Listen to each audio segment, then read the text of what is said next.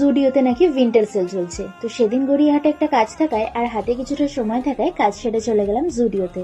গিয়ে দেখলাম সেলের কালেকশন স্টার্ট হয়েছে মাত্র 199 থেকে, যেখানে ছিল এই টপগুলো। এরপরে ছিল 299 এর কিছু টপসের কালেকশন, যার মধ্যে এই টপগুলো কিন্তু আমার বেশ ভালো লেগেছে। আর এইবার আসি ওয়ান পিস আর উইন্টার কালেকশনে, যেগুলো স্টার্ট হয়েছে 299 থেকে। যাই হোক, আমার সেভাবে কিছু পছন্দ না হওয়ায় আমি চলে গেলাম নেক্সট জুতোর সেকশনে। এখানেও দেখলাম 299 এ কিছু ফ্ল্যাটস এর কালেকশন রয়েছে, যেগুলো আমার খুবই অ্যাভারেজ লেগেছিল।